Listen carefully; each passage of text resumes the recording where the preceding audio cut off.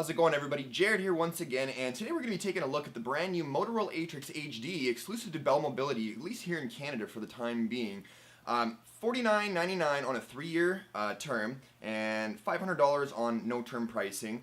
Is this device worth your money? Let's go ahead and find out in the review. Alright everybody, 2 weeks of using this device as a daily driver. Finally ready to review the Motorola Atrix HD LTE for you guys. Awesome stuff here. So let's go ahead and get started. Front of the device, as you can see, we have a 4.5 inch, 720p display with Motorola's new Color Boost technology. As you can see here, it's representing those colors very, very well. Very, very sharp display. Really great to see. Again, on the front of the device, we have a 1.3 megapixel fixed focused camera. And the bottom of the device, of course, we are at least still on the front, but on the bottom, we have a little microphone port there. Moving around to the top of the device, we have a, if I can just focus it for you guys here, we actually have a micro HDMI output port, as well as a micro USB and our 3.5mm headphones jack. The right side of the device, as you can see here, we have our power/screen on-off button, as well as our volume rockers. Very nice to see that it's on the right side of the device. Finally, companies are starting to, at least Motorola is starting to kind of get the hint or get a clue about where the best places to put buttons are. In my opinion, definitely one of the worst places to put a button on the top of the device. It makes no sense. Moving around to the back of the device here, as you can see, we have an 8 megapixel rear-facing camera capable of recording in 1080p at 30 frames per second. We have our LED flash and our speaker grill, DuPont Kevlar backing. And on the left side of the device, we actually have a little trap door here for our micro SIM card and micro SD card slot. It does come with 8 gigabytes and is expandable up to 32 gigabytes. The device is packing a dual-core 1.5 gigahertz Snapdragon S4 processor with 1 gig of RAM. So definitely for the price point, you get a lot of bang for your buck. It does have a 1780 non-removable battery. Unfortunately. Mind you, it's been holding up pretty darn good. If we're going to look at form factor is always an important thing, right? If you're going to be, spending a lot of money on a device, you're going to want to purchase one that feels good and comfortable in the hand for long periods of time. This is definitely one of those devices. If I was to compare this to, say, for instance, the new Razr V from Motorola, this is definitely a step in the right direction. The Razr V just has some extremely sharp edges along the back there. Very sort of familiar, if any of you are used to or familiar with the HTC One series devices, the 1V, 1S, or 1X. Very, very sharp edges. Motorola Atrix HD, it's not the case here. Very comfortable to hold in the hand, and it seems to be the perfect size at 4.5 inches. It's a real big sweet spot for a lot of people. For me personally, 4.8 inches on the Samsung Galaxy S3 is the way to go. Mind you, I would not complain at 4.5 inches by no means. We also have two dedicated, but 3 noise cancellation microphones, one of which is being a double duty microphone, obviously for one for you to talk into. On the back, we have one at the top, as well as one on the bottom, as you can see there, which actually translates into some extremely high quality calls. Just great. Really great quality calls. So that's something, if you do a lot of phone calls, man, does this thing sound great in phone calls. Haven't had a problem with it yet. Also, I did want to mention the speaker here is extremely loud. I did find it to be a little bit louder on the Razr V, which is obviously a bit of a step down from the Atrix in terms of internal hardware specs, as well as the phone size, or I'm sorry, display size. The speaker on this one, though, is very nice. Again, not as loud as the Razr V. In fact, I think that at its higher pitches, it doesn't handle as well, but lower tones, lower sounds, bass, things like that. If you want to say bass doesn't really come out of speakers that small. Sounds great, nevertheless. It definitely will fill a room. We also are featuring Corning Gorilla Glass 2, so no, you won't be able to throw it at the ground or chuck a brick at it. However, it will stand up against, rubbing against your keys or, any sort of little metal objects you happen to have in your pocket there. Just make sure you don't have any granules, sand, dirt, things like that around the display, at least if you don't have a screen protector on it. Corning Gorilla Glass 2 does its job, and there's a lot of misconceptions about how it works, and basically it protects against everything except for sand. So if you took some sandpaper, some some grit and stuff like that to the display, yeah, you'll scratch it up pretty good. But if you just have it in the same pocket as your keys, don't worry about it, man. There's nothing's going to happen to that display. That's what the Corning Gorilla Glass is for, right? But it's not there to be military spec, right? I mean, you're not going to be able to take it to the sands and start throwing it around and expect nothing to happen. So definitely nice to see that they do have Corning Gorilla Glass 2 on there, which actually seems to be the standard for a lot of devices and manufacturers these days.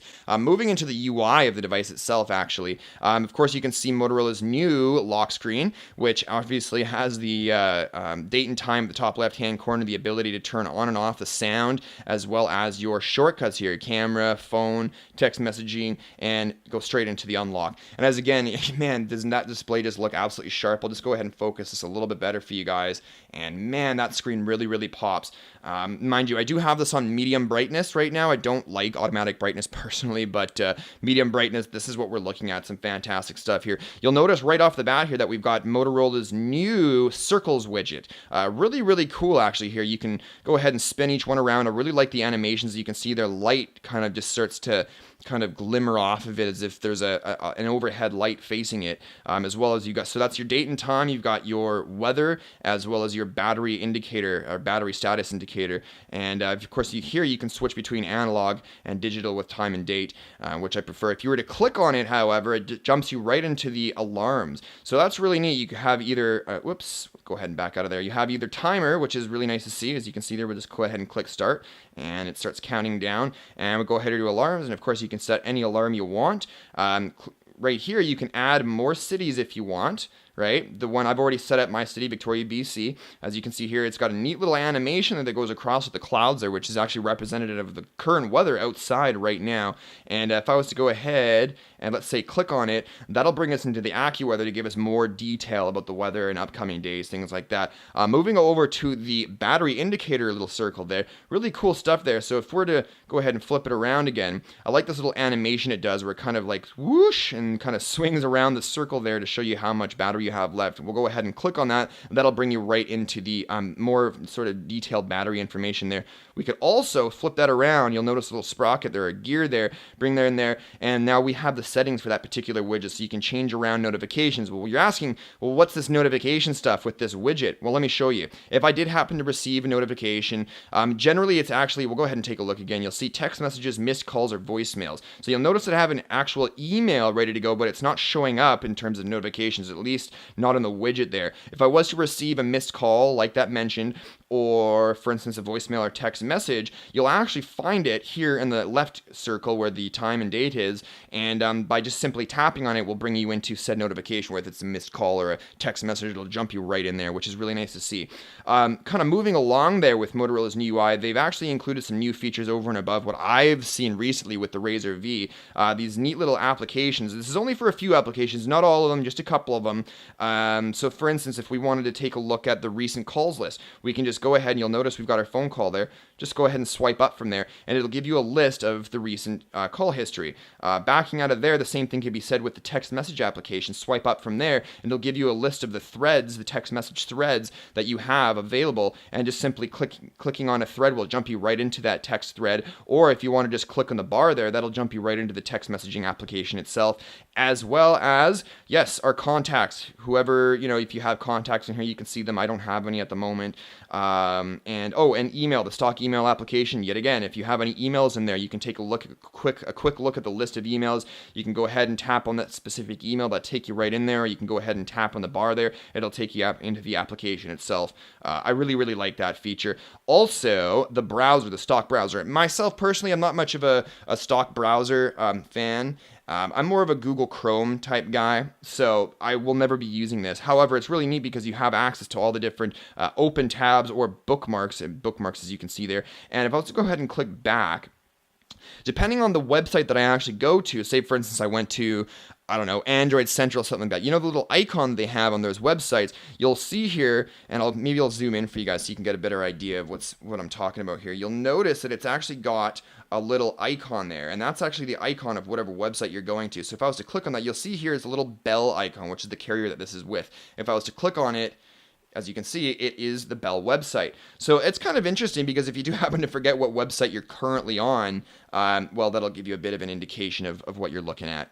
You'll also notice that no more capacitive buttons. Motorola's been doing a great job of kind of keeping up with the times nowadays. Of course, with the Google takeover, a lot of what we're seeing here, I'm sure has to do with Google's influence. And down here at the bottom, we have touch buttons. So on-screen buttons, as you can see there, we've got our back home button, back home button, and our recent tasks list. And just like Ice Cream Sandwich, you can just swipe away in either direction to get rid of those particular applications, or just go ahead and jump to any specific one you want. One thing I kind of like is the status bar there. I really like how they've kind of made it kind of transparent. I know these are sort of little trivial things, as well as the on-screen buttons there at the bottom. You know, if we're going to talk about or compare at least to the Samsung Galaxy Nexus, the on-screen buttons are not transparent, nor is the status bar. So it's really nice to see that they've actually made both the on-screen buttons dock as well as the status bar semi-transparent. Pulling down the notification bar is actually a bit transparent as well. I know you can't see it. You might actually be able to see the Play Store icon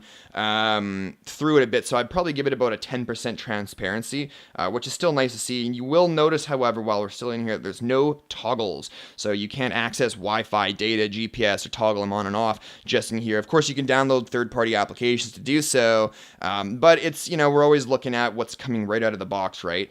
And it would have been nice to see some notification toggles up there.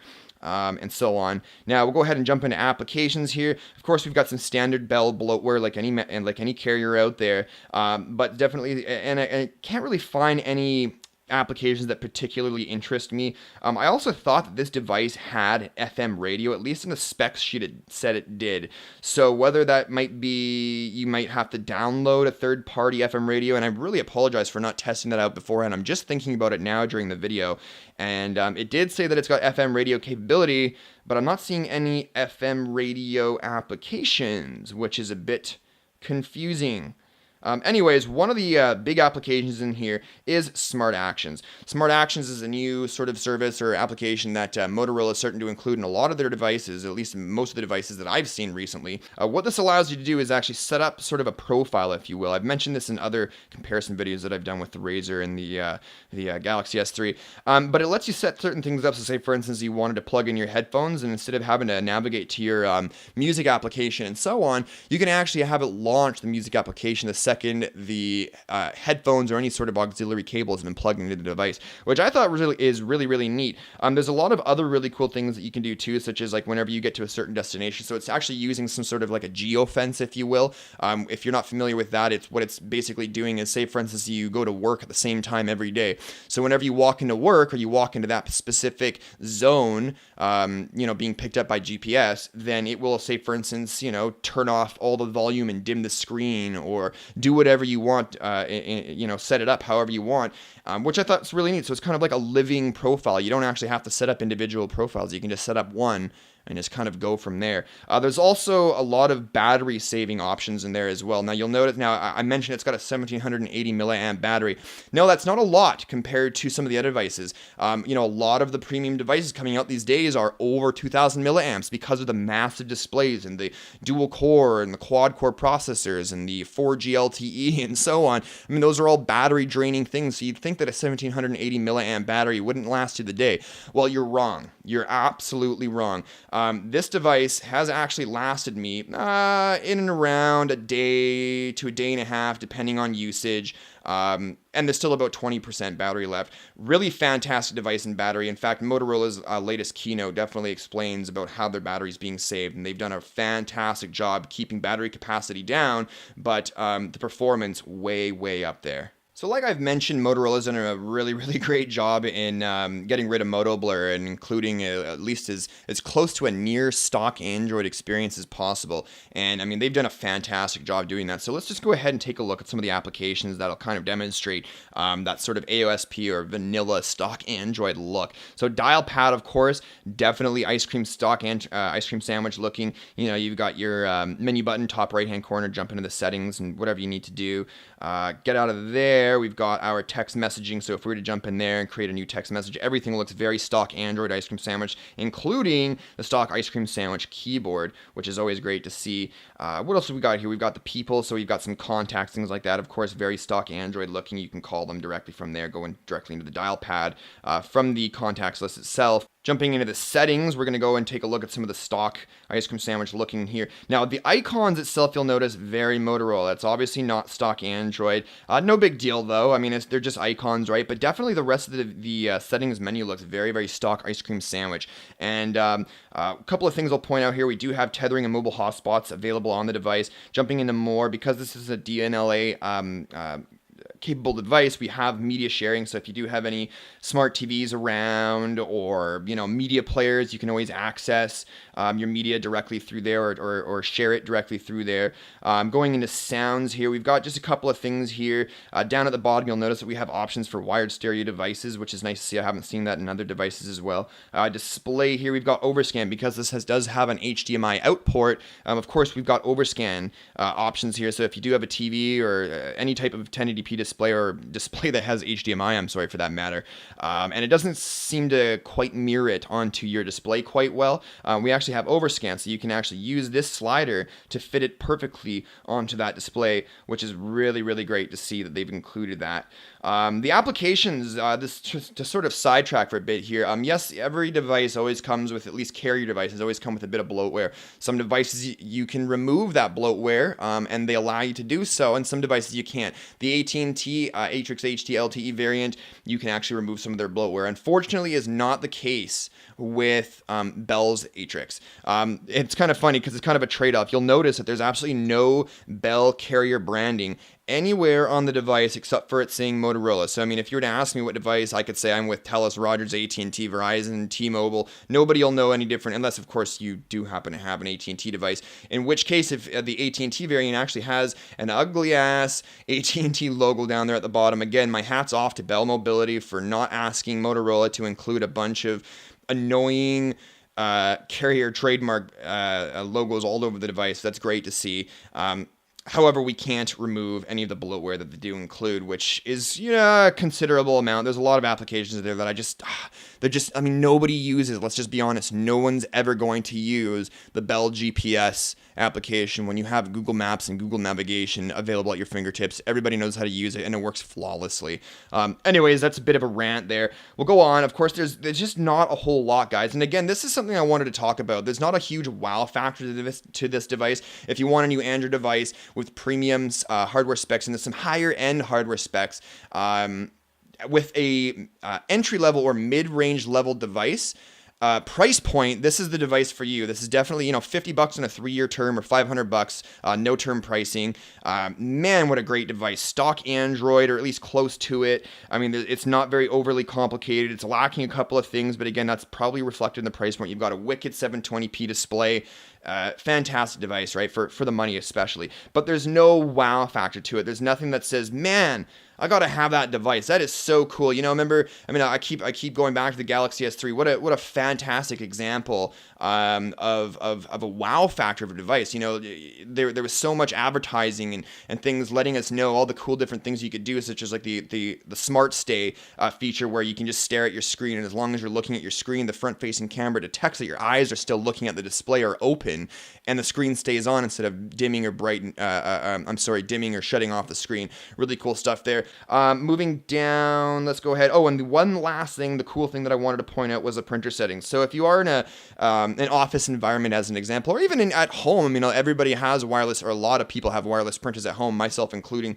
You actually have the option to wirelessly print from your device to your wireless printer. Very cool stuff. Tested it out. Works great. Flawless. Awesome. Easy to set up. Really, really cool feature that you don't see in a lot of phones these days. So definitely, in my opinion, the phone's kind of more tailored towards a business environment, or the business type folk out there, versus the Galaxy S3 really being more of a consumer device. Motorola seems to be doing that a lot lately, at least with the Atrix. The Atrix kind of, in my opinion, from going back to the very first one, was really a business tool, with the lap dock and everything. They didn't really have any commercials or advertisements or marketing strategies tailored towards consumers. It was really more business oriented, and it's sort of still feeling that way with this device, with the new Atrix HD LTE, whereas other devices like the HTC One X being a super superior smartphone, or the Samsung Galaxy Z being, again, the world's best smartphone, well, with the exception of the new Galaxy S2 that's just come out.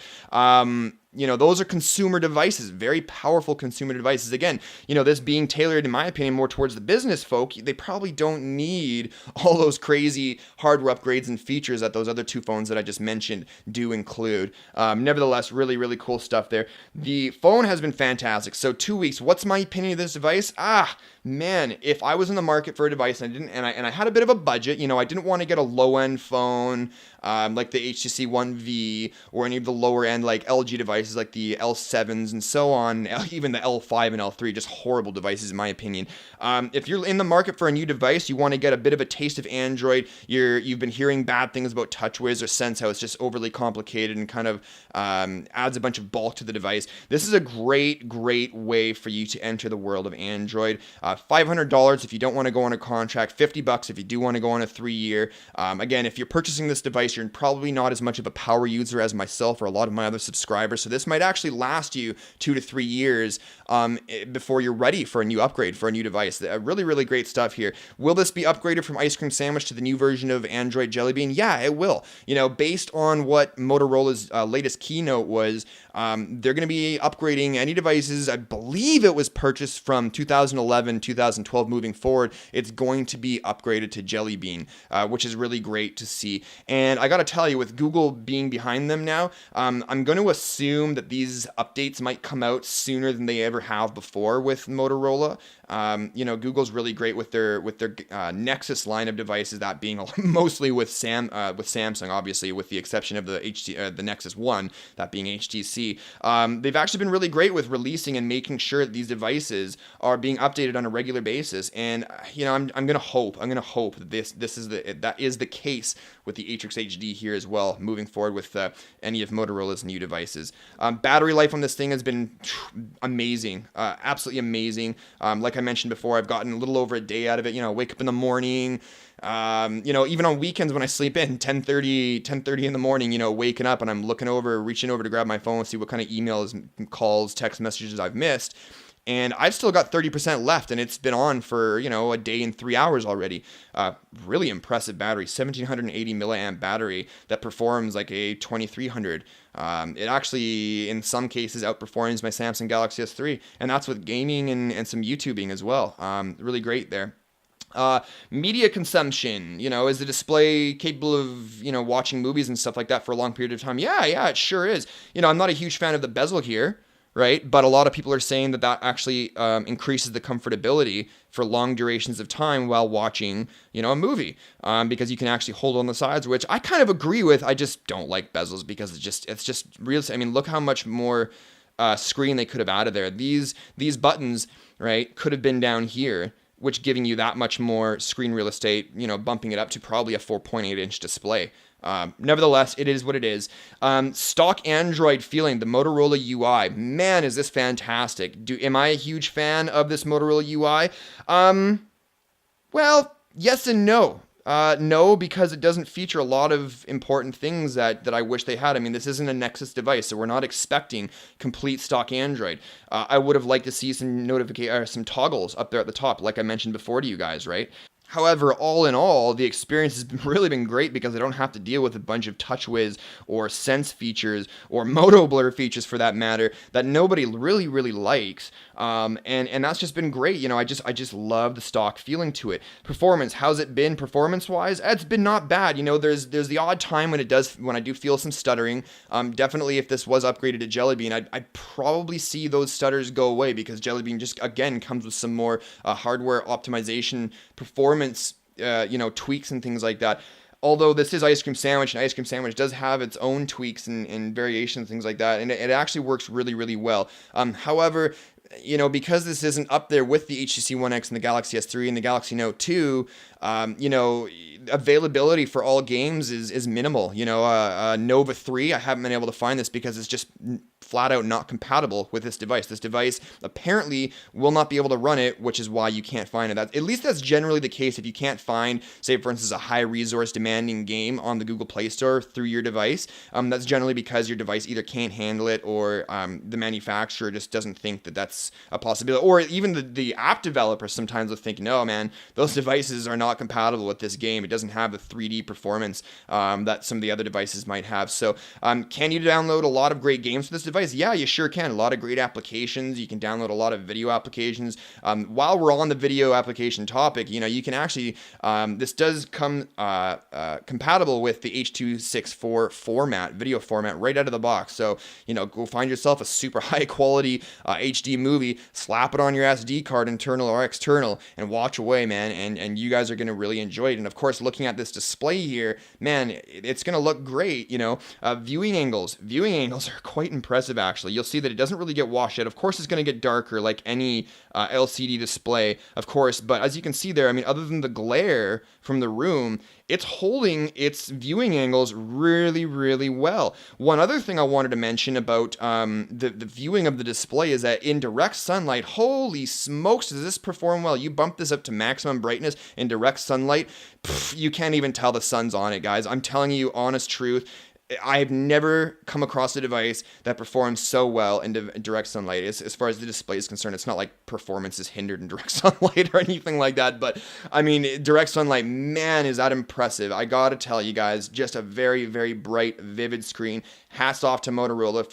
But games, I did notice a little bit of stuttering, and watching videos, there were some performance issues. It looked like it was just having trouble rendering some of the images. I don't know what it is. Maybe it was the multitasking going on in the background. Not the greatest device for multitasking if you are in the middle of a game. And again, these are things that mean you're not going to be coming across or doing too often. But if you are in the middle of a higher resource demanding game, and you get a text message or something like that, you kind of quickly switch back to your home screen to perform another task, you'll notice a considerable amount of stuttering, which is a bit disappointing to see. But again, reflected in the price point, we're not looking at a super premium device. We're looking at a great device with a mid-range level price with higher end specs. Definitely a great device. Do I recommend this to any of you guys that are looking for a device that's just less than the Galaxy S3 or the HTC One X? Yes, this is definitely a device. This is the way to go if you're looking for an affordable device with high-end specs. Motorola Atrix HD LTE, friggin' awesome. Love the stock UI.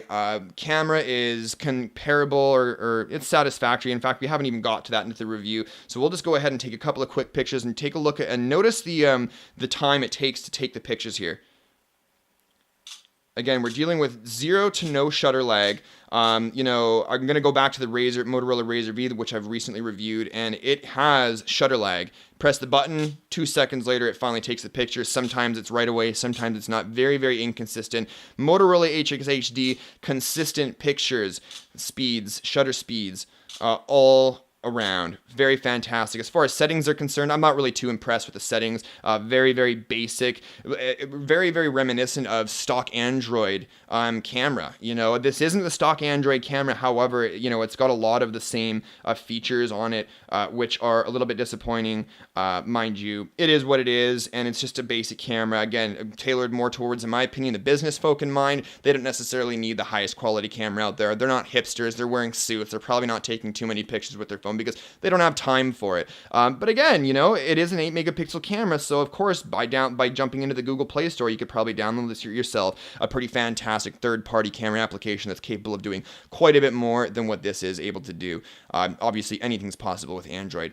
Anyways, guys, that's where we're going to leave this off. Fantastic device, $500 on a no term, $50 3-year. I'll put a link in the description below for you Canadians out there that are interested in purchasing it. And that's it for now, guys. Thank you very, very much for watching. This has been our review of the Motorola Atrix HD LTE, exclusive in Canada right now to Bell Mobility. And if you like the video, maybe show me some love by hitting that likes button down below there. And if you haven't already, you might want to consider subscribing for more videos like this in the future. Till next time, guys, we'll see you later.